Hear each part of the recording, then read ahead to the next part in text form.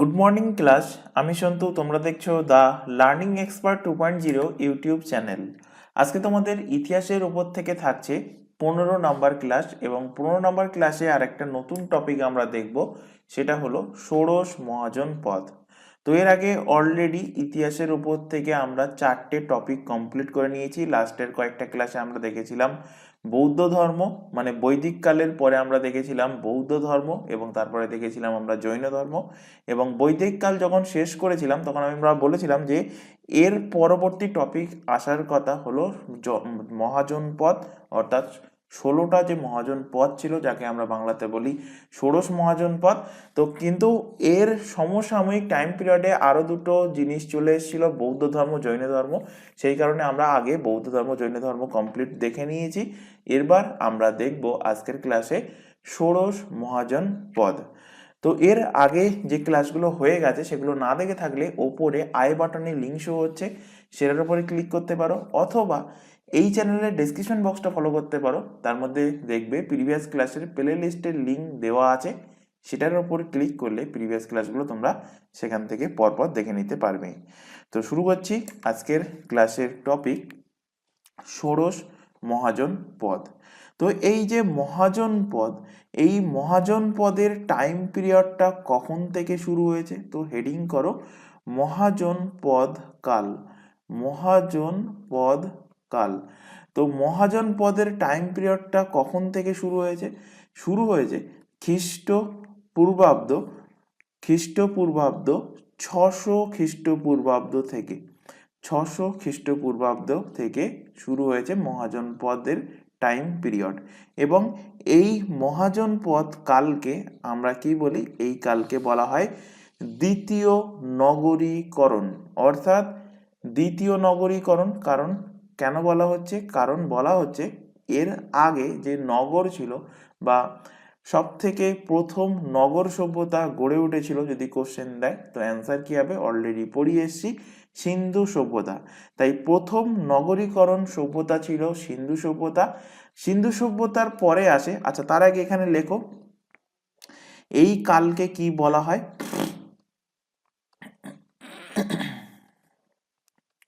এই কালকে বলা হয় কি? দ্বিতীয় নগরীকরণ। এই কালকে বলা হয় কি?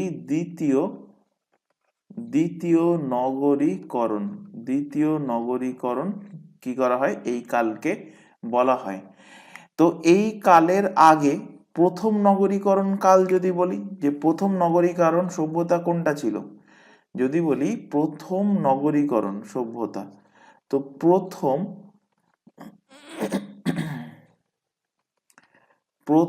নগরীকরণ সভ্যতা কি ছিল? প্রথম নগরীকরণ সভ্যতা ছিল সিন্ধু সভ্যতা। সিন্ধু সভ্যতা ছিল প্রথম শহুরে সভ্যতা বা প্রথম নগরীকরণ সভ্যতা। এই সিন্ধু সভ্যতার পরবর্তীতে আসে কোন সভ্যতা? এই সভ্যতার পরবর্তীতে আসে বৈদিক সভ্যতা বা বৈদিক কাল। কি আসে? বৈদিক সভ্যতা বা বৈদিক কাল। এবং এই বৈদিক কালটা কেমন ধরনের সভ্যতা ছিল? বৈদিক কালটা ছিল গ্রামীণ সভ্যতা। বৈদিক কালটা কেমন ধরনের সভ্যতা ছিল? অলরেডি পড়িয়েছি, এটা ছিল কিন্তু গ্রামীণ সভ্যতা। এই বৈদিক কালটা কিন্তু দুটো ভাগে বিভক্ত ছিল, আমরা পড়ে এসেছি। সেই দুটো ভাগ কি কি? বৈদিক কালের দুটো ভাগ, একটা ছিল পূর্ব বৈদিক কাল, একটা ছিল কি?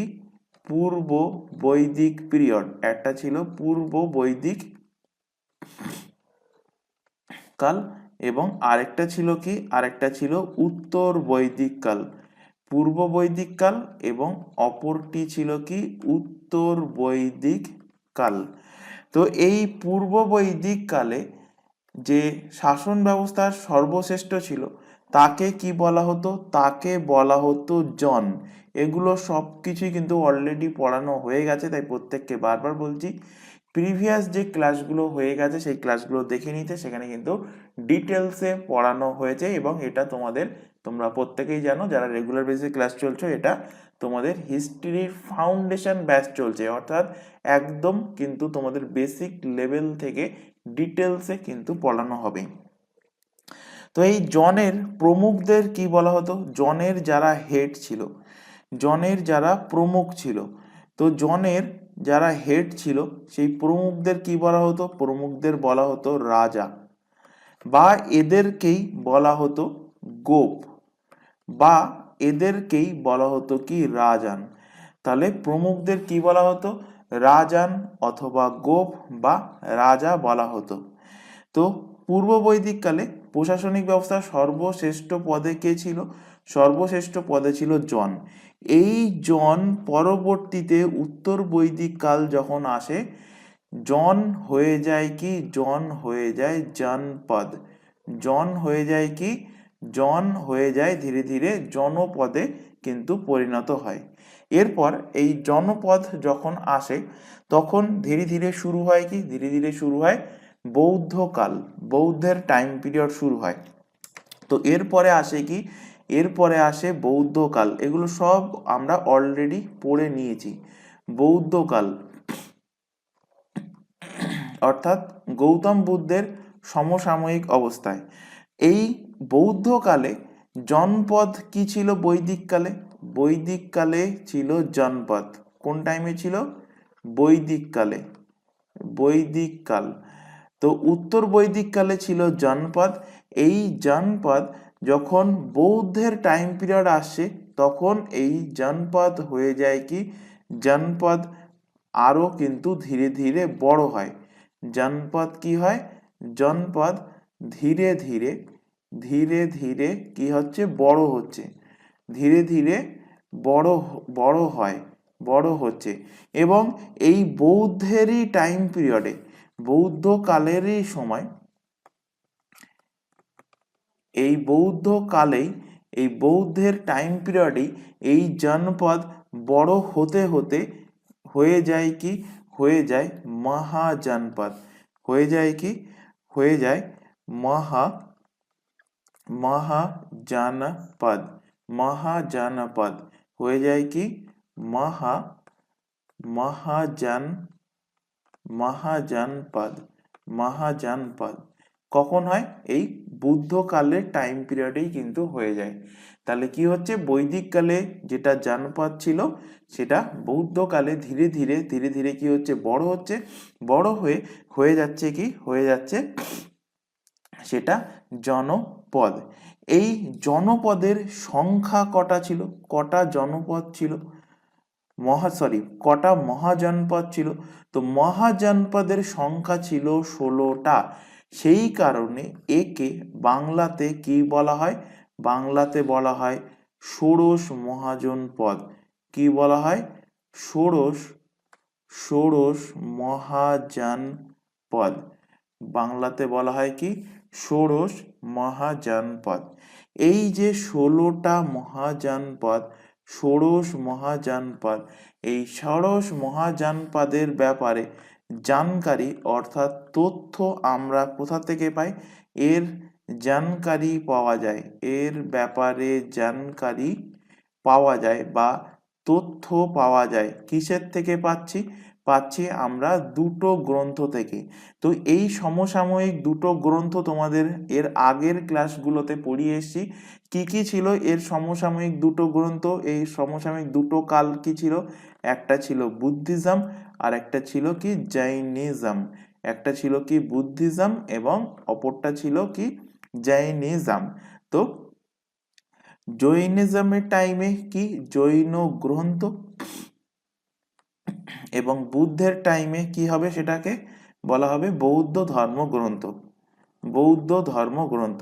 তো এই দুটো ধর্মগ্রন্থ থেকে আমরা ষোড়শ মহাজন পদের ব্যাপারে কিন্তু আমরা জানতে পেরেছি। কোন কোন গ্রন্থ থেকে? জৈন ধর্মগ্রন্থ থেকে এবং বৌদ্ধ ধর্মগ্রন্থ থেকে।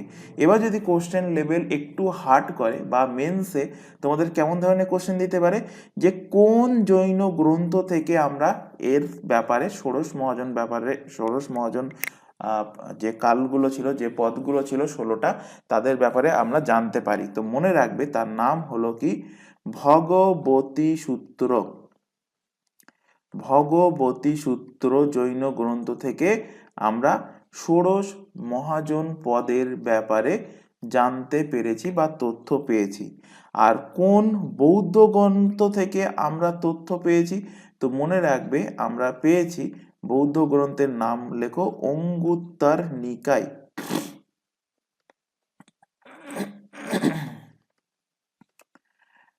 অঙ্গুত্তর নিকায়। তো অঙ্গুত্তর নিকায় বৌদ্ধ ধর্মগ্রন্থ থেকে আমরা কি পেয়েছি? 16টা মহাজন পদের ব্যাপারে আমরা জানতে পেরেছি এবং জৈন গ্রন্থ ভগবতী সূত্র থেকে আমরা 16টা মহাজন পদের ব্যাপারে, ষোড়শ মহাজন পদের ব্যাপারে আমরা কিন্তু জানতে পেরেছি। এবার এই যে 16টা মহাজন পদ ছিল, এই 16টা মহাজন পদের মধ্যে থেকে দুটো কোশ্চেন বহুবার এক্সামে দিয়েছে এবং বিভিন্ন এক্সামে দিয়েছে। এটা একটা কথা বলে রাখি, তোমাদের এই যে ক্লাসটা চলছে এটা শুধুমাত্র ভেবো না যে রেলের এক্সামের ক্ষেত্রে কাজে লাগবে। এটা রেলের এক্সামে যেমন কাজে লাগবে, তার পাশাপাশি এসএসসি, সিজিএল, সিএসএসএল এর বা এসএসসি যাবতীয় যে সমস্ত এক্সামগুলো হয় প্রত্যেকটা এক্সামের জন্য অ্যাপ্লিকেবল। এর পাশাপাশি আমাদের রাজ্যের ওয়েস্ট বেঙ্গলের যে পিএসসির এক্সাম, ডাব্লিউবিসিএস এর এক্সাম, প্রত্যেকটা এক্সামের জন্য কিন্তু এই ক্লাসটা অ্যাপ্লিকেবল। তাই বারবার বলছি প্রথম থেকে শেষ পর্যন্ত দেখো, তাহলে প্রত্যেকটা এক্সামের জন্য প্রিপারেশন তোমরা একসাথেই কিন্তু নিতে পারবে। আচ্ছা, এখান থেকে দুটো শিওর শর্ট কোশ্চেন বহুবার এক্সামে দিয়েছে। একটা কোশ্চেন হলো এই 16টা মহাজন পদের মধ্যে একটা মাত্র মহাজন পদ দক্ষিণ ভারতে অবস্থিত ছিল, বাকি 15টা যে মহাজন পদ সেগুলো ছিল উত্তর ভারত বা উত্তর পূর্ব ভারত বা উত্তর পশ্চিম ভারতে বিস্তৃত ছিল। একটা মাত্র মহাজন পদ দক্ষিণ ভারতে অবস্থিত ছিল। তাই তোমাদের কোশ্চেন দিয়েছে এক্সামে দক্ষিণ ভারতের অবস্থিত মহাজন পদ কোনটি, এইভাবে দিয়ে সেখানে 4টে অপশন দিয়ে দেবে। তো অ্যান্সার কি হবে? তো এখান থেকে লিখে নাও। আচ্ছা, তার আগে এখানে একটা ছোট ইনফরমেশন তোমাদের দেওয়া আছে। তোমরা এখন যে ক্লাসটা দেখছো সেটা RRB NTPC 2024 prelim and mains special হিস্ট্রির ক্লাস। এর পাশাপাশি আদার্স যে এক্সামের নামগুলো দেখতে পাচ্ছ, পিএসসি ক্লার্কশিপ, পিএসসি মিসেলেনিয়াসের মেন্স। আচ্ছা, তোমাদের কিছুদিনের মধ্যে মেন্সের ক্লাস শুরু হচ্ছে পিএসসি ক্লার্কশিপ এবং পিএসসি মিসেলেনিয়াসে। তাই প্রত্যেককে যারা যারা পিএসসির এক্সাম দিয়েছো, মিসলেনিয়াস অ্যান্ড ক্লার্কশিপ মানে প্রিলিমস যারা দিয়েছো, যারা ভাবছো যে প্রিলিমস কোয়ালিফাই করে যাবে, তো মেন্সের জন্য কিন্তু ক্লাস কিছুদিনের মধ্যে শুরু হবে আমাদের এই চ্যানেলে। এর পাশাপাশি আদার্স যে এক্সামের নামগুলো দেখতে পাচ্ছ, যেমন পুলিশের যাবতীয় এক্সাম, এসএসসির এর যাবতীয় এক্সাম, প্রত্যেকটা এক্সামের জন্য আমাদের দুটো ইউটিউব চ্যানেল মিলিয়ে সম্পূর্ণ ফ্রিতে syllabus wise live class regular বেসিসে কিন্তু সম্পূর্ণ ফ্রিতে প্রোভাইড করা হচ্ছে। লাইভ ক্লাস অ্যাটেন্ড না করতে পারলে ক্লাস থেকে যায় রেকর্ডেড ফরম্যাটে, সুতরাং রেকর্ডেড হিসেবে ক্লাসগুলো তোমরা তোমাদের সময় মতো কিন্তু দেখে নিতে পারবে। তবে প্রত্যেকের কাছে একটা ছোট রিকোয়েস্ট থাকছে, কেউ এই চ্যানেলের কোনো ক্লাসকে ডাউনলোড করে দেখবে না, এটা আমাদের তরফ থেকে তোমাদের কাছে একটা ছোট রিকোয়েস্ট থাকছে। আর এই প্রত্যেকটা এক্সামের জন্য আমাদের আলাদা আলাদা হোয়াটসঅ্যাপ ব্যাচ আছে। তো হোয়াটসঅ্যাপ ব্যাচে যুক্ত হওয়ার একটাই বেনিফিট, তোমরা সেখান থেকে ক্লাসের রুটিন পেয়ে যাবে। এছাড়া রুটিন ওয়াইজ যে ক্লাসগুলো তার লিঙ্কও তোমরা সেখান থেকে পেয়ে যাবে, কারণ লিঙ্কগুলো হোয়াটসঅ্যাপ ব্যাচেই প্রোভাইড করা হয়। এছাড়া এক্সাম ওরিয়েন্টেড যাবতীয় গুরুত্বপূর্ণ ইনফরমেশন পেয়ে যাবে তোমরা হোয়াটসঅ্যাপ ব্যাচ থেকে। তো হোয়াটসঅ্যাপ ব্যাচে যুক্ত হতে চাইলে কী করতে হবে, নিচে যে হোয়াটসঅ্যাপ নাম্বারটা তোমাদের সামনে ডিসপ্লে হচ্ছে এই নাম্বারে শুধুমাত্র হোয়াটসঅ্যাপেই মেসেজ করে আমাদেরকে ইনফর্ম করবে। কেউ এই নাম্বারে নর্মাল কল, ভিডিও কল করবে না। শুধুমাত্র হোয়াটসঅ্যাপে মেসেজ করে ইনফর্ম করলেই তোমাদের রিকোয়ারমেন্ট অনুযায়ী নির্দিষ্ট ব্যাচে অ্যাড করিয়ে নেওয়া হবে। এছাড়া তোমাদের মনের মধ্যে কোনো রকম জিজ্ঞাসা বা কোয়ারিজ থাকলে সেটাও হোয়াটসঅ্যাপে জানাও। তো সেখান থেকে তোমাদের কোয়ারিজ যা থাকছে তার এগেনস্টে তোমাদেরকে রিপ্লাই দেওয়া হবে। এছাড়া আরও আরেকটা ইনফরমেশন দেওয়ার আছে, তোমরা এখন যে চ্যানেলের ক্লাসটা দেখছো তার নাম দ্য লার্নিং এক্সপার্ট 2.0।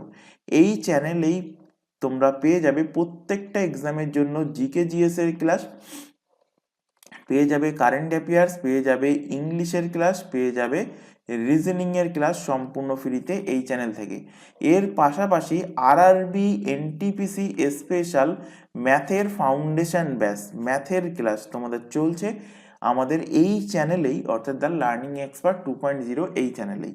এটা বাদ দিয়ে বাকি যে সমস্ত এক্সামগুলোর নাম তোমরা দেখলে প্রত্যেকটা এক্সামের জন্য ম্যাথের ক্লাস চলছে আমাদের নতুন channel maths by Santu sir YouTube চ্যানেলে।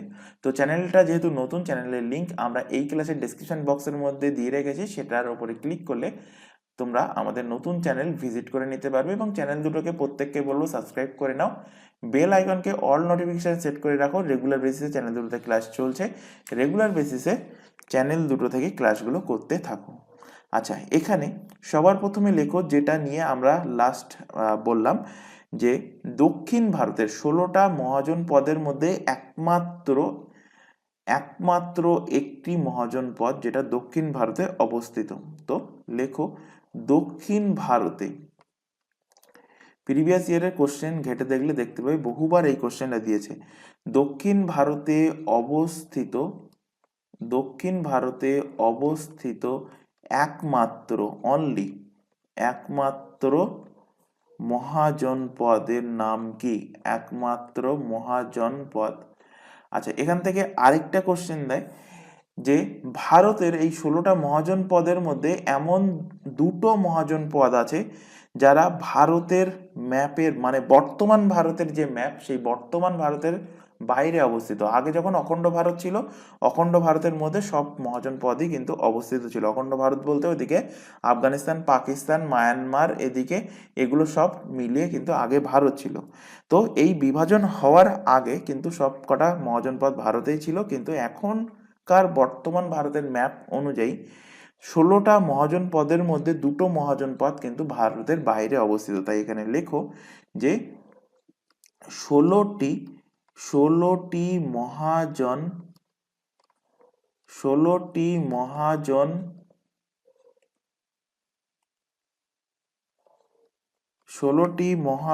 পদের মধ্যে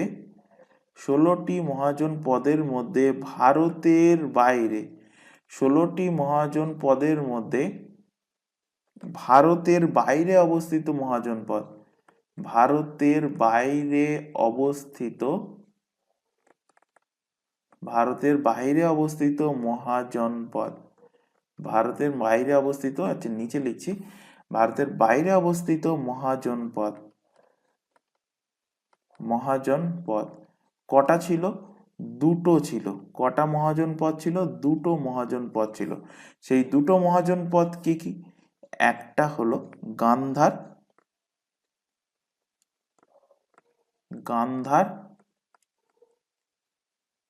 গান্ধার এবং সেকেন্ডলি আরেকটি হলো কম্বোজ। গান্ধার এবং কি কম্বোজ, এই দুটো মহাজনপদ কি ছিল? ভারতের বাইরে অবস্থিত ছিল বা ভারতের বাইরে অবস্থিত। আর দক্ষিণ ভারতে অবস্থিত একমাত্র মহাজনপদ, ভেরি ভেরি ইম্পর্টেন্ট কোশ্চেন এটা, নাম কি? অসমক। নাম হলো অসমক একমাত্র 16টা মহাজনপদের মধ্যে একটা মহাজনপদ যেটা ভারতের দক্ষিণে অবস্থিত, মানে দক্ষিণ ভারতে অবস্থিত। আচ্ছা, এবার আমরা এই যে 16টা মহাজনপদ, এই 16টা মহাজনপদের ব্যাপারে আমরা ধীরে ধীরে ডিটেলসে জানবো। বিশেষ করে জানবো যে সেটা বর্তমানে কোথায় অবস্থিত, তাদের রাজধানী কোথায় ছিল এবং তাদের শাসক কে ছিল, এগুলো আমরা মূলত জানবো, কারণ এখান থেকে এর বেশি কিন্তু কোশ্চেন তোমাদের দেয় না। তো এখানে নেক্সট পেজে হেডিং করো প্রমুখ 16 মহাজনপদ। প্রমুখ 16টি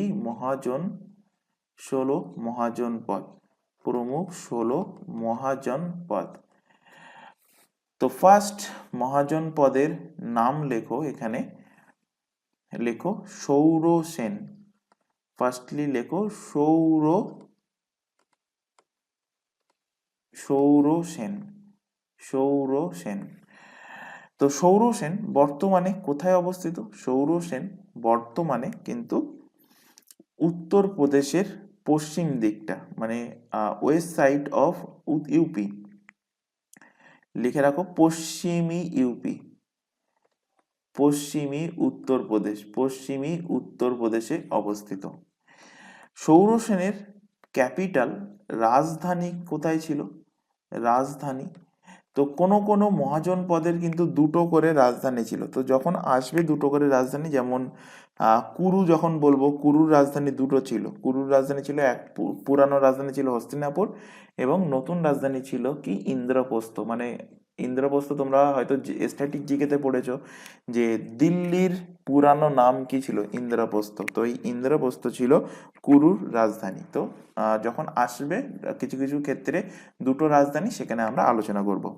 তো সৌরসেনের রাজধানী কোথায় ছিল? মথুরা। সৌরসেনের রাজধানী কোথায় ছিল? রাজধানী ছিল মথুরা। রাজধানী ছিল কোথায়? মথুরা। এই মথুরাকে ইউনানি যে সমস্ত শাসকরা ছিল, তারা এই মথুরাকে কিভাবে কিভাবে উচ্চারণ করত? ম্যাথোরা ভাবে উচ্চারণ করত। এখান থেকে লিখে রাখো যে এই মথুরাকে, একে ইউনানি শাসকরা ইউনানি শাসক দ্বারা বলা হয়েছে। লেখো, ইউনানিক শাসক দ্বারা বলা হয়েছে। ইউনানি শাসক দ্বারা বলা হয়েছে। কি বলা হয়েছে? বলা হয়েছে ম্যাথোরা। কি বলেছে তারা? একে ম্যাথোরা। এছাড়া একে বলেছে কি? বলেছে সুরসেনই।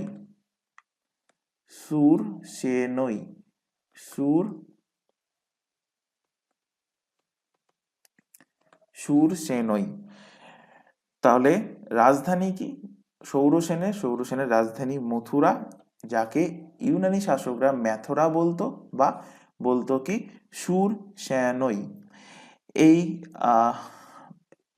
সৌরসেনের যিনি শাসক ছিলেন, শাসক কে ছিলেন? শাসক ছিলেন অবন্তিপুত্র। শাসক ছিলেন কে? শাসক ছিলেন অবন্তিপুত্র। এই অবন্তিপুত্র নাম তোমরা কিছুদিন আগেই শুনেছো, কিছুদিন বলতে দুটো তিনটে ক্লাস আগেই শুনেছো। কোথায় পড়িয়েছিলাম বৌদ্ধিজম, অর্থাৎ বৌদ্ধ ধর্মের মধ্যে মহাত্মা বুদ্ধের ইনি কিন্তু শিষ্য ছিলেন, অবন্তিপুত্র। সেখানে কিন্তু আমরা দেখে এসেছি। তো এখান থেকে অবন্তিপুত্রের এখানে লিখে রাখো। পরবর্তীতে ইনি বুদ্ধের শিষ্য হন। ইনি বুদ্ধের শিষ্য হয়ে যান, বুদ্ধের শিষ্য হন। নেক্সট মহাজন পদ লেখো কুরু। নেক্সট লেখো কুরু। কুরু কোথায় অবস্থিত বর্তমানে? তো কুরু কিন্তু অনেকটা জায়গা জুড়ে কিন্তু কুরুর বিস্তার ছিল। তো কুরুর বিস্তার ছিল ওদিকে হরিয়ানা থেকে এদিকে ইউপি পর্যন্ত, টোটাল এরিয়াটা। তো হরিয়ানার কোথায়? হরিয়ানার থানেশ্বর হরিয়ানা। তারপর দিল্লির আশেপাশের জায়গা,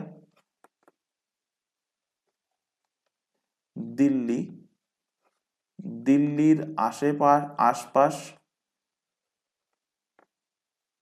আশপাশের এলাকা, দিল্লির আশপাশের এলাকা, এবং এদিকে মিরাট, উত্তরপ্রদেশের মিরাট পর্যন্ত এর কিন্তু বিস্তার ছিল। মিরাট ইউপি, উত্তরপ্রদেশের মিরাট পর্যন্ত এর কিন্তু কুরুর বিস্তার ছিল। কুরুর রাজধানী কোথায় ছিল? ক্যাপিটাল। কুরুর রাজধানী, তো কুরুর রাজধানী ছিল কিন্তু দুটো। কি কি ছিল? একটা ছিল পুরাতন রাজধানী, একটা ছিল পুরানো রাজধানী। একটা ছিল পুরানো রাজধানী, এবং আরেকটি ছিল কি? নতুন রাজধানী। একটা পুরানো রাজধানী এবং আরেকটা ছিল নতুন রাজধানী। পুরানো রাজধানীর নাম কি ছিল? পুরানো রাজধানীর নাম ছিল কি? ছিল হস্তিনাপুর। পুরানো রাজধানীর নাম ছিল হস্তিনাপুর। মহাভারত যারা শুনেছো বা পড়েছো, তারা এর সাথে রিলেট করতে পারবে যে তখন কুরুর রাজধানী কোথায় ছিল, হস্তিনাপুরের রাজধানী ছিল। এবং নিউ ক্যাপিটাল কোথায় ছিল, নতুন রাজধানী কোথায় ছিল, নতুন রাজধানীর নাম হলো ইন্দ্রপ্রস্থ। ইন্দ্রপ্রস্থ। ইন্দ্রপ্রস্থ কার নাম, দিল্লির নাম।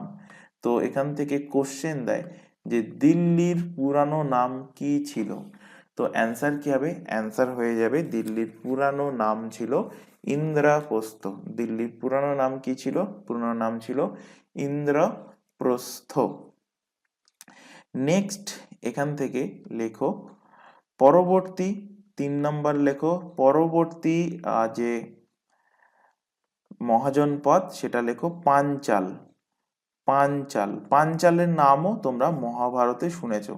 তো পাঞ্চাল বর্তমান কোথায় কোথায় বিস্তৃত, তো পাঞ্চাল লিখে রাখো রুহেলখণ্ড, মানে ইউপির মধ্যেই বিস্তৃত। আর ম্যাক্সিমাম মহাজনপদ ইউপি আর বিহারের মধ্যে তোমরা দেখতে পাবে। রুহেলখণ্ড, রুহেলখণ্ড, বারেলি সব ইউপি এর জায়গা, উত্তরপ্রদেশের জায়গা। আরেকটা লেখো বাদায়ু, বাদায়ু এবং ফারুখাবাদ, ফারুখাবাদ এই সব কটাই কিন্তু উত্তরপ্রদেশে ইউপিতে অবস্থিত। পাঞ্চালের রাজধানী, পাঞ্চালের ক্যাপিটাল কোথায় ছিল, পাঞ্চালের রাজধানী, পাঞ্চালের রাজধানী কোথায় ছিল, ক্যাপিটাল। তো পাঞ্চালের ক্যাপিটাল ছিল দুটো জায়গাতে। পাঞ্চালের ক্যাপিটাল রাজধানী কটা জায়গায়, দুটো জায়গায় ছিল। ফার্স্ট লেখো অহিচ্ছত্রপুর, অহিচ্ছত্রপুর, অহিচ্ছত্রপুর। এবং নেক্সট লেখো কনৌজ, কনৌজ, বা একেই বলা হয় কি বলা হয়, কান্নায়াকুজ, একেই বলা হয় কান্নায়াকুজ, বা একেই বলা হয় কি বলা হয় কাম্পিল্ল, কাম্পিল্ল, একেই বলা হয় কি কাম্পিল্ল। তো কনৌজকেই বলা হয় কান্নাইকুজ, বা একেই বলা হয় কি, একেই বলা হয় কাম্পিল্লা। নেক্সট লেখো, নেক্সট ষোড়শ মহাজনপদ লেখো চেদি। নেক্সট লেখো চেদি। চেদির লোকেশন কোথায়, তো চেদির লোকেশন এই বুন্দেলখণ্ডের আশেপাশে, বুন্দেলখণ্ড, বুন্দেলখণ্ড এরিয়ার আশেপাশে, বুন্দেলখণ্ডের আশেপাশে লোকেশন হলো চেদির। চেদির রাজধানী কি ছিল, ক্যাপিটাল, চেদির ক্যাপিটাল রাজধানী, চেদির ক্যাপিটাল ছিল শক্তিমতি। চেদির ক্যাপিটাল ছিল কি, শক্তিমতি, শক্তিমতি, বা একেই বলা হতো কি শক্তিমতি, শক্তিমতি, শক্তিমতি বা শক্তিমতি ছিল চেদির ক্যাপিটাল। এবং চেদির শাসক কে ছিলেন, চেদির শাসক ছিলেন, শাসকটা ইম্পর্টেন্ট, চেদির শাসক ছিলেন শিশুপাল।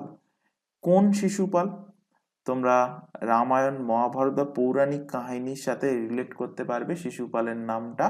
কিছুদিন আগেই, কয়েকদিন আগেই রাস উৎসব গেছে, সেখানে তোমরা দেখেছো যে রাসে যে সমস্ত মূর্তি রাখে সেখানে তার মধ্যে অনেক জায়গায় অনেক রাসে দেখবে যে শিশুপালকে ভগবান শ্রীকৃষ্ণ কি করছে, হত্যা করছে। তো কোন শিশুপালকে, এই সেই শিশুপাল, এই সেই শিশুপাল, এই শিশুপালকে হত্যা করে কে, পৌরাণিক মতে শিশুপালকে হত্যা করেন, শিশুপালকে হত্যা করেন কে, শ্রীকৃষ্ণ, ভগবান শ্রীকৃষ্ণ, ভগবান শ্রীকৃষ্ণ শিশুপালকে হত্যা করেছিলেন। নেক্সট লেখো, নেক্সট মহাজনপদের নাম লেখো 5 নম্বর দিয়ে মৎস্য, মৎস্য বা একেই বলা হয় কি মৎস্য, মৎস্য বা মৎস্য, মৎস্য বা মৎস্য। এর লোকেশন কোথায়? এর লোকেশন রাজস্থানে। টোটাল কমপ্লিটলি এর লোকেশন হলো কোথায়? রাজস্থানে। রাজস্থানের কোথায়? রাজস্থানের জয়পুর, রাজস্থানের জয়পুর, ভরতপুর, তারপর ধোলপুর, ভরতপুর, ধোলপুর,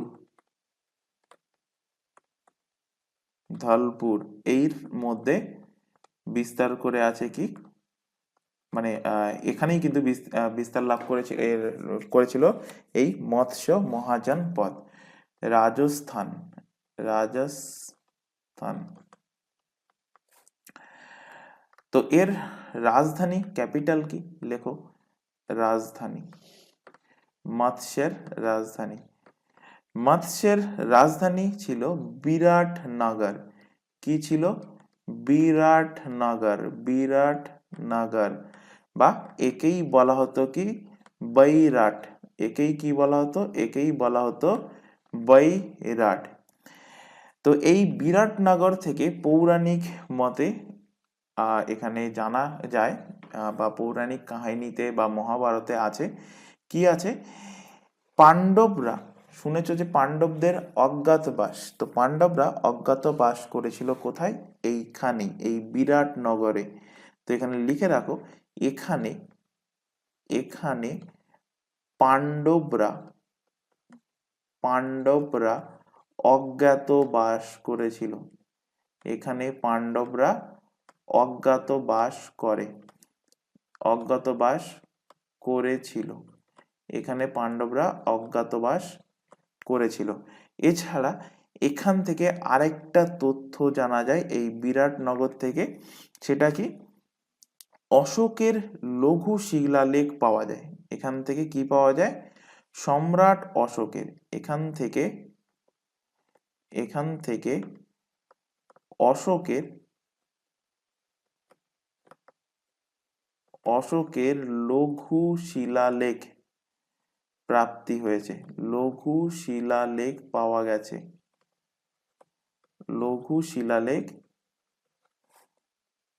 এখান থেকে পাওয়া যায়। এবং এর থেকে, এর থেকে কি জানতে পেরেছি? এর থেকে বৌদ্ধ ধর্মের ত্রিরত্নের ব্যাপারে জানকারি মেলে। এর থেকে কিসের জানকারি পাওয়া যায়?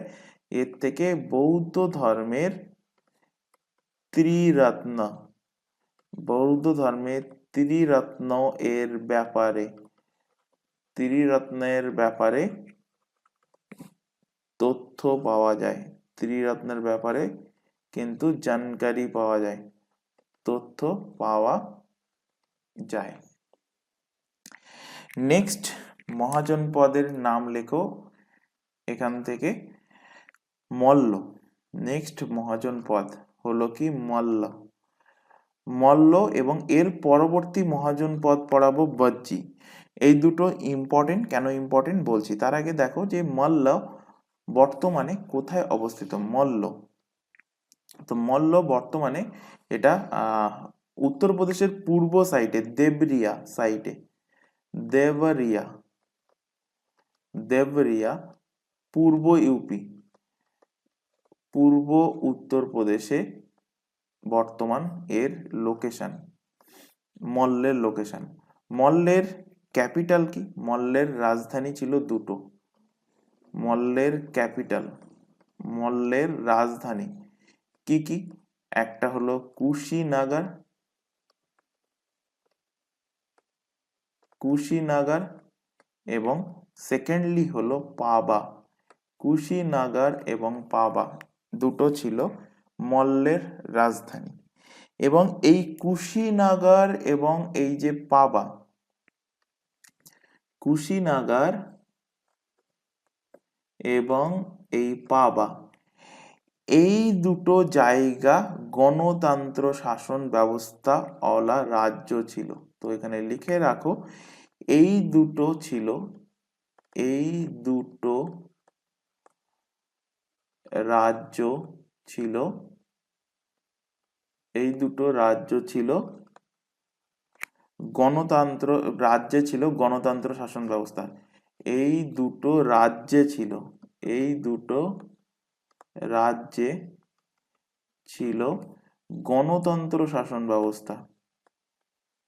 গণতন্ত্র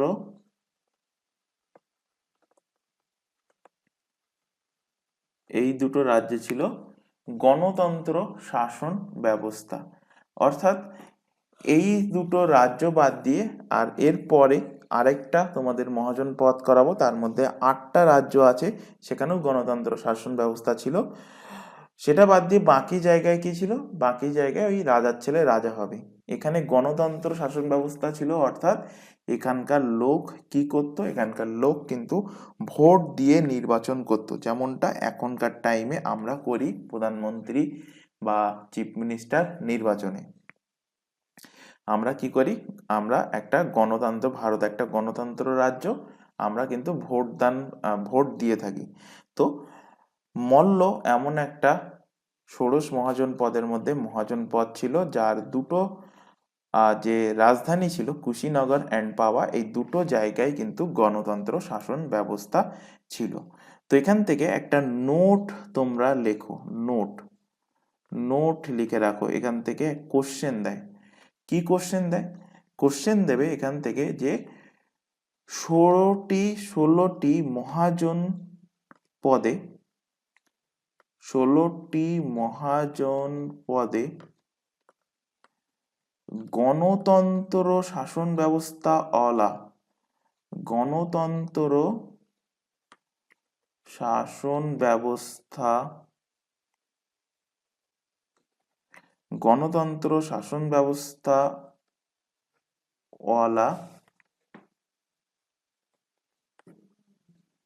মহাজন পদ গণতন্ত্র শাসন ব্যবস্থা মহাজন পদ কটা ছিল? 16টা মহাজন পদের মধ্যে গণতন্ত্র শাসন ব্যবস্থা মহাজন পদ ছিল কটা? ছিল দুটো। কটা ছিল? দুটো। এক হলো মল্ল, এবং সেকেন্ডলি ছিল কে? সেকেন্ডলি ছিল বাজ্জি। এই দুটো মহাজন পদ, 16টা মহাজন পদের মধ্যে এমন ছিল যেখানে গণতন্ত্র শাসন ব্যবস্থা চলতো। যেখানে কি হতো? গণতন্ত্র শাসন ব্যবস্থা চলতো। যার মধ্যে মল্লে কোথায় কোথায় চলতো? মল্লের দুটো রাজ্যে চলতো। দুটো রাজ্য কি কি? মল্লের কটা রাজ্য? দুটো রাজ্য, দুটি স্টেটে চলতো মল্লের কথায় দুটো রাজ্যে,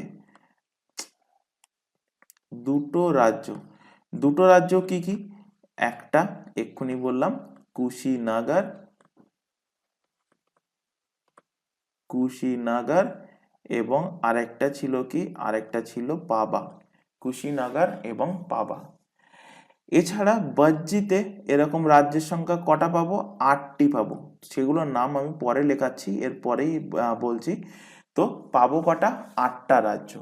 তাহলে এখান থেকে যদি কোশ্চেন দেয় যে 16টি, যদি কোশ্চেন দেয় অতএব 16টি মহাজন পদে, 16টি মহাজন পদে মোট গণতন্ত্র রাজ্য,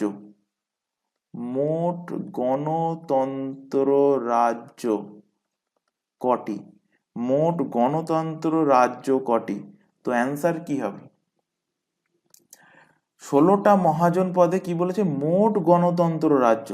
তো মোট গণতন্ত্র রাজ্য দেখো, এখানে 8টা বলেছি বাজ্জিতে, মল্লে বলেছি দুটো, তাহলে 2 আর 8 যোগ করো, যোগ করলে কত হয়? 10 হয়। তাহলে 10টি রাজ্য এমন ছিল যেখানে গণতন্ত্র শাসন ব্যবস্থা অ্যাপ্লিকেবল ছিল, যার মধ্যে মল্লে ছিল দুটো রাজ্য, কুশিনগর অ্যান্ড পাবা। বাজ্জিতে ছিল 8টা গণতন্ত্র রাজ্য। তাহলে কটা মহাজন পদে? দুটো মহাজন পদে গণতন্ত্র ব্যবস্থা ছিল। দুটো মহাজন পদের মধ্যে কটা রাজ্যে ছিল? তখন অ্যান্সার কি হবে? তখন অ্যান্সার হয়ে যাবে 10টি রাজ্যে অ্যাপ্লিকেবল ছিল। নেক্সট, এবার মহাজন পদ লেখো বাজ্জি। নেক্সট লেখো বাজ্জি। বাজ্জি বাজ্জি যে মহাজন পদ ছিল, এটা কি 8টা গণতন্ত্রের কি ছিল? সংঘ ছিল। তো লেখো এটি এটি এটি 8টি গণরাজ্যের সংঘ ছিল। এটি 8টি গণরাজ্যের সংঘ ছিল। এটি কি 8টি গণরাজ্যের সংঘ ছিল। তো 8টি গণরাজ্য কি কি? এখান থেকে দেখো 8টি গণরাজ্য। ফার্স্ট লেখো কপিল বস্তু। কপিল বস্তু। কপিল বস্তুর নাম অলরেডি আগে পড়িয়েছি তোমাদের। বৌদ্ধকালীন যে টাইম পিরিয়ডটা পড়িয়েছিলাম সেখানে পড়িয়েছিলাম গৌতম বুদ্ধের জন্ম কোথায় হচ্ছে? নেপালের লুম্বিনীতে, কপিল বস্তুতে। তো সেই কপিল বস্তু এবং নেপালের সরি লুম্বিনীতে যেখানে তার জন্ম হচ্ছে, তার বাবার নাম বলেছিলাম, মায়ের নাম বলেছিলাম এবং আরো ডিটেলসে সেখানে আমরা দেখেছিলাম বৌদ্ধ ধর্মের তারপর বৌদ্ধ ধর্মের ব্যাপারে সমস্ত ডিটেলস আমরা সেখানে দেখেছিলাম। তো সেখানে আমরা বলেছিলাম যে তার যে পিতা ছিল, মানে গৌতম বুদ্ধের যিনি বাবা ছিল, তিনি কোন বংশের? তো বলেছিলাম শাক্য বংশের। তো কপিল বস্তুতে কোন বংশ রাজত্ব করছে? শাক্য বংশ। কোন বংশ? শাক্য বংশ। তো এখানে কোন বংশ ছিল? শাক্য বংশ। নেক্সট লেখো, নেক্সট রাজ্য লেখো সেকেন্ড নাম্বার দিয়ে রামগ্রাম। রামগ্রাম। রামগ্রাম। রামগ্রামে কোন বংশ? রামগ্রামে কৌলিয়া বংশ। রামগ্রামে কোন বংশ? কৌলিয়া। রামগ্রামে কোন বংশ? কৌলিয়া বংশ। 3 নম্বর লেখো থার্ড মিথিলা।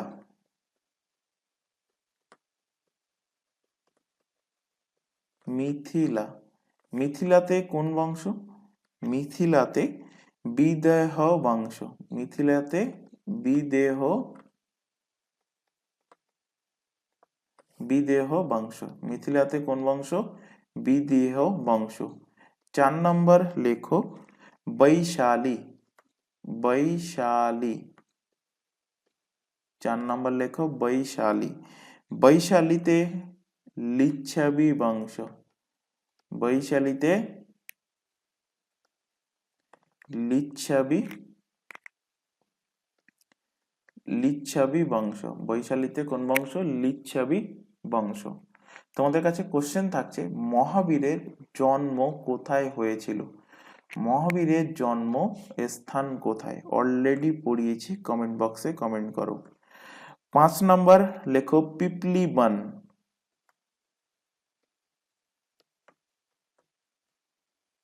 5 নম্বর লেখো পিপলিবন। পিপলিবনে কোন বংশ ছিল? পিপলিবনে ছিল মৌর্য বংশ। পিপলিবনে মৌর্য বংশ। মৌর্য বংশ। মৌর্য বংশ ছিল। নেক্সট লেখো, নেক্সট লেখো সুসকুমার।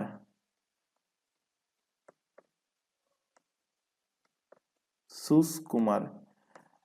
সুসকুমারে কোন বংশ ছিল? ছিল মাগ্গা। সুসকুমারে ছিল মাগ্গা। মাগ্গা। মাগ্গা বংশ। 7 নম্বর লেখো আলপাকাম।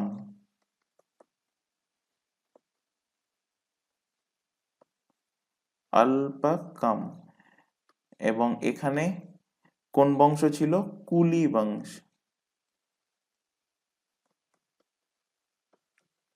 কুলি বংশ। 8 নম্বর দিয়ে লেখো কেশপুত। কেশপুত। কেশপুত। এখানে ছিল কোন বংশ? কালাম বংশ। এখানে ছিল কে? কালাম, কালাম বংশ, কালাম বংশ। তো এখানে লাস্ট যে তিনটে এখানে আমরা গণরাজ্যের কথা বললাম, অর্থাৎ সুসকুমার, অল্পকাম, অল্পকাম, সুসকুমার অ্যান্ড কেশপুত, এই তিনটে গণরাজ্য, এই তিনটে গণরাজ্য ছিল কিন্তু সব থেকে কমজোর গণরাজ্য।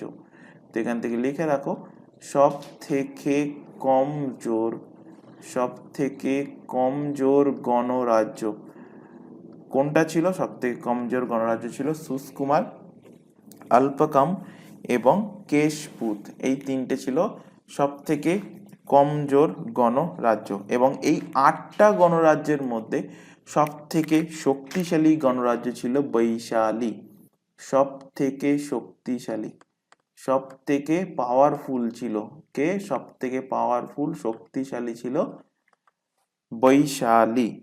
তো এবার এখান থেকে যদি তোমাদের কোশ্চেন করি যে তাহলে বাজ্জির রাজধানী কোনটা হবে? বাজ্জির রাজধানী, বাজ্জির ক্যাপিটাল কি হবে? তাহলে সব থেকে পাওয়ারফুল যে, সেই হবে রাজধানী। পাওয়ারফুল কে? পাওয়ারফুল বৈশালী। তো বাজ্জির রাজধানী হলো কি? বাজ্জির রাজধানী হলো বৈশালী। বাজ্জির রাজধানী কি? ক্যাপিটাল কি? ক্যাপিটাল হলো বৈশালী। নেক্সট লেখো পরবর্তী মহাজনপদ, লেখো কৌশল। 8 নম্বর দিয়ে লেখো কৌশল। কৌশলের লোকেশন কোথায়? এটাও ইউপিতে অবস্থিত, উত্তরপ্রদেশে। উত্তরপ্রদেশের কোথায়? অবোধ, অবধ, অবধ, অযোধ্যা, অবধ, অযোধ্যা কোথায়? উত্তরপ্রদেশ, ইউপিতে। ইউপিতে বর্তমান এর লোকেশন। কৌশলের রাজধানী কি? তো কৌশলের রাজধানীও কিন্তু দুটো, একটা উত্তর কৌশল এবং আরেকটা দক্ষিণী কৌশল। দুটো ভাগে ডিভাইড হচ্ছে, একটা উত্তর সাইড, উত্তরী কৌশল, উত্তরী কৌশল, এবং আরেকটি হলো কি?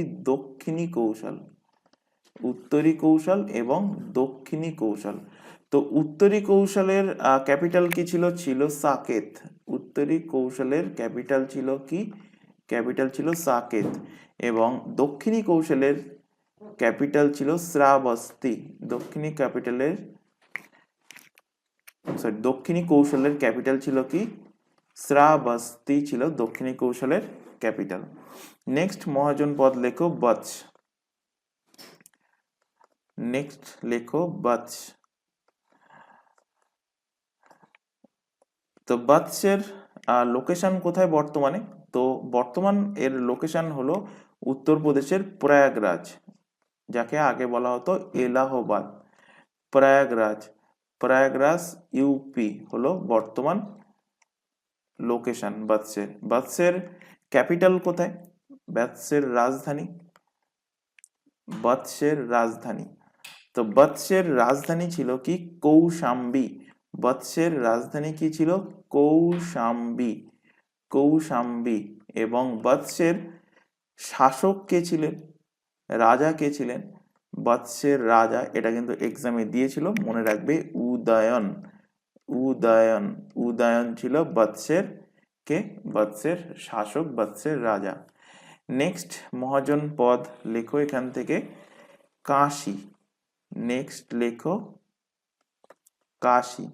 কাশীরও বর্তমান লোকেশন কোথায়? বর্তমান লোকেশন উত্তরপ্রদেশেই অবস্থিত। উত্তরপ্রদেশের কোথায়? বানারস, বানারস বা বেনারস বা বারাণসী, যাই বলো না কেন একই জায়গা। বারাণসী কোথায়? উত্তরপ্রদেশ, ইউপি। কাশীর রাজধানী, কাশীর ক্যাপিটাল, রাজধানী। তো কাশীর রাজধানী হলো বারাণসী। কাশীর ক্যাপিটাল হলো কি বারাণসী। এবং কাশীর শাসক কে ছিলেন? কাশীর শাসক ছিলেন ব্রহ্মদত্ত। কাশীর শাসক ছিলেন কে? ব্রহ্মদত্ত। ব্রহ্মদত্ত ছিল কাশীর শাসক। নেক্সট লেখো 11 নম্বর দিয়ে, 11 নম্বর দিয়ে লেখো মগধ। মগধ। মগধের বর্তমান লোকেশন কোথায়? মগধের বর্তমান লোকেশন বিহারে। বিহারের কোথায়? বিহারের রাজধানী পাটনা এবং বিহারের নিচের দিকে গয়া। পাটনা ও গয়া বিহার ছিল মগধের বিস্তৃত, মানে মগধ এর মধ্যে বিস্তার লাভ করেছিল। এবং মগধের রাজধানী ছিল কিন্তু দুটো, প্রথম দিকে একটা রাজধানী ছিল, পরবর্তীতে একটা রাজধানী ছিল। মগধের ক্যাপিটাল রাজধানী, তো প্রারম্ভিক রাজধানী কি ছিল? প্রারম্ভিক, মগধের প্রারম্ভিক রাজধানী। আরেকটা পরবর্তী রাজধানী, মগধের প্রারম্ভিক এবং পরবর্তী রাজধানী। তো প্রারম্ভিক রাজধানী কি ছিল? প্রারম্ভিক রাজধানী ছিল রাজগীর বা গিরিব্রজ, রাজগৃহ বা যাকে বলা হয় রাজগীর, বা একেই বলা হয় কি গিরিব্রজ। গিরিব্রজ। আর পরবর্তী রাজধানী কি ছিল মগধের? মগধের পরবর্তী রাজধানী ছিল পাটলিপুত্র। পাটলিপুত্র, বর্তমানে যার নাম হয়েছে কি পাটনা, বিহারের রাজধানী।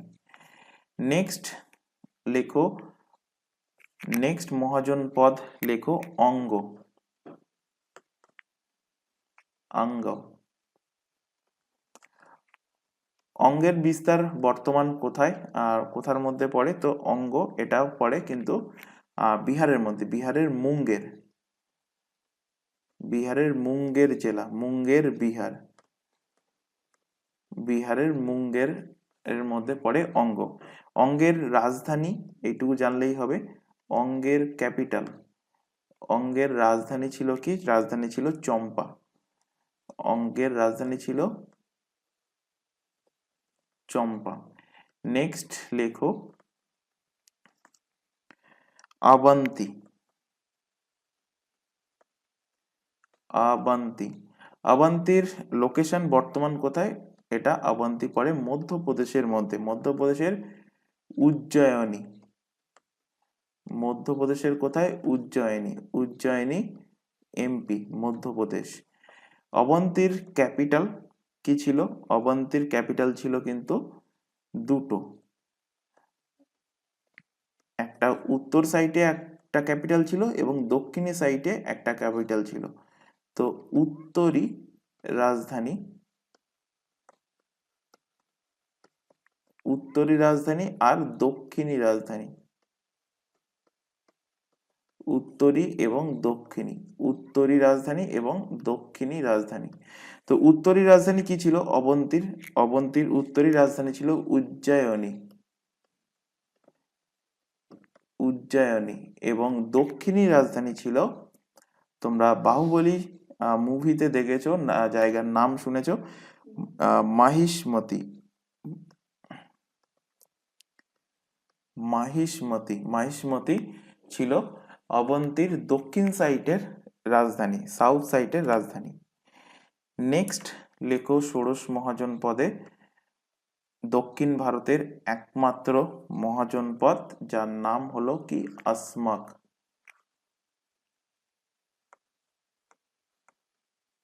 যার নাম হলো আসমাক।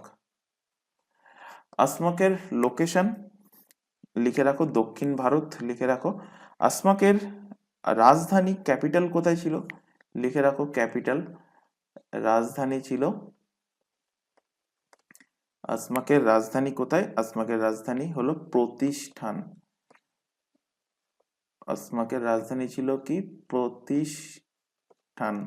প্রতিষ্ঠান, যেটি ওই সময়ের কিন্তু একটা ব্যবসায়িক কেন্দ্র ছিল। এই প্রতিষ্ঠানের আলাদা দুটো নাম ছিল, অন্য নাম ছিল। অন্য নাম কি কি ছিল? অন্য নাম ছিল পঠন বা পেঠন।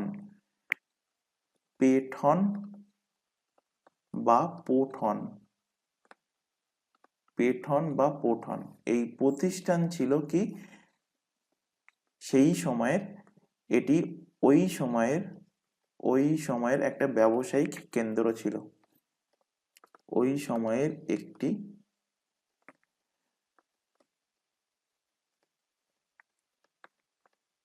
ব্যবসায়িক কেন্দ্র ছিল। ব্যবসায়িক কেন্দ্র ছিল। এছাড়া অসমকের মধ্যে লিখে রাখো একমাত্র জনপদ যেটা দক্ষিণ ভারতে অবস্থিত ছিল। লিখে রাখো একমাত্র জনপদ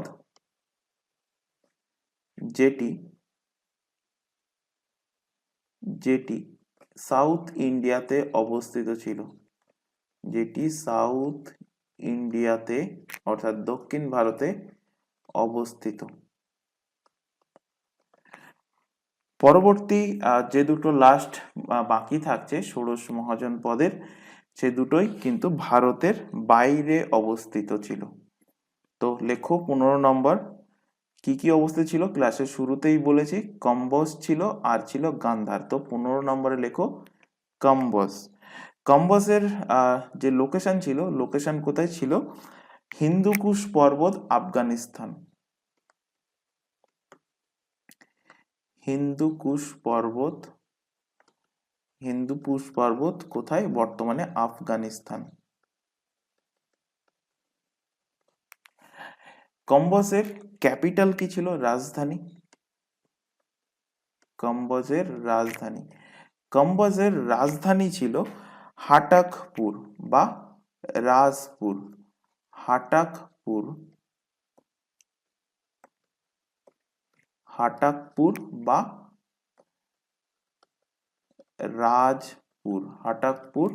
বা রাজপুর। এটি মূলত, এই হাটাকপুরটা মূলত কিসের জন্য বিখ্যাত ছিল? এটি ছিল ঘোড়ার জন্য বিখ্যাত ছিল। এটি মূলত ঘোড়ার জন্য বিখ্যাত ছিল। ঘোড়ার জন্য,